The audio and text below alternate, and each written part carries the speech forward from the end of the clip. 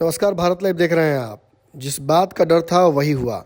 भाजपा और जदयू के बीच सीटों का समझौता जरूर हो गया, लेकिन जिस आधार पर यह समझौता करने की तैयारी में थी जदयू, उस आधार पर नहीं हो पाया। उत्तर प्रदेश में भी ऐसा ही होगा। उत्तर प्रदेश में भी चुनाव लड़ने जदयू जाएगी, क्योंकि जदयू शुरू से ही वहाँ चुनाव लड़ना चाहती थी, क्योंकि जदयू को राष्ट्रीय पार्टी बनना है और उसके लेकर कई मापदंड पर चुनाव आयोग के उसे फॉलो करना है। लेकिन भाजपा इसके लिए बिल्कुल ही तैयार नहीं है। भाजपा जदयू को अपने हिस्से की ना सीट देना चाहती है, ना ही बिहार के बाहर भाजपा जदयू के साथ कोई रिश्ता रखना चाहती है। हालांकि जिस तरीके से बिहार में रिश्ते फंस गए थे और एमएलसी चुनाव को लेकर आहापोह की स्थिति थी, उसको स्पष्ट करते हुए भाजपा ने भूपेंद्र यादव को बिहार भेजा। बिहार आते ही भूपेंद्र यादव ने जो मुलाकातों की श्रृंखलाएं शुरू की, उसमें नीतीश कुमार से मुलाकात के साथ ही ये स्पष्ट हो गया था कि अब बहुत ज़्यादा कन्फ्यूज़न नहीं रह गया है। लेकिन एक बड़ी बात ललन सिंह ने कुछ दिनों पहले कही थी।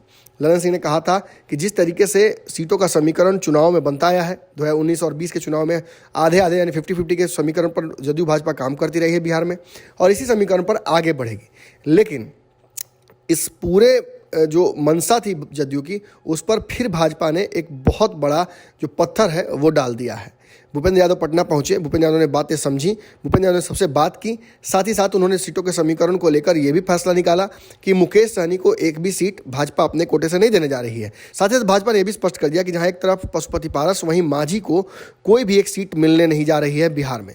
लेकिन इन सब के बीच जो सीटों का समीकरण फाइनली बन पाया, जिसको लेकर आपको पता है कि थोड़ी देर में ही भाजपा और जदयू सामने आने वाली हैं प्रेस के और बातें समझाने वाली हैं। उस समीकरण में ये स्पष्ट हो गया है कि 13 सीटों पर 24 में से भाजपा चुनाव लड़ने जा रही है, और जो बाकी सीटें बच जा रही हैं उन्हें उसने दे दिया है अपने सहयोगी जदयू को। इतना ही नहीं, जदयू को इसी में एडजस्ट करना होगा मांझी को, और मांझी जिस तरीके से सीटों का डिमांड कर रहे हैं, कम से कम एक सीट चाह रही है जदयू की देकर अपना पिन छुड़ा, लेकिन मांझी जी को उम्मीद है कि वो ज़्यादा सीटें उन्हें मिलेंगी। इसको लेकर उन्होंने दबाव भी नीतीश कुमार पर बना रखा है।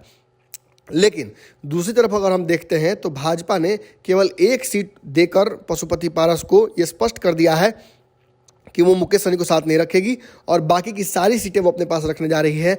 यानी जो 50-50 का फॉर्मूला पहले उपेंद्र कुशवाहा, फिर ललन सिंह ने सुझाया था, फिर केसी त्यागी ने सुझाया था, उस फॉर्मूले को रिजेक्ट कर दिया है भाजपा ने।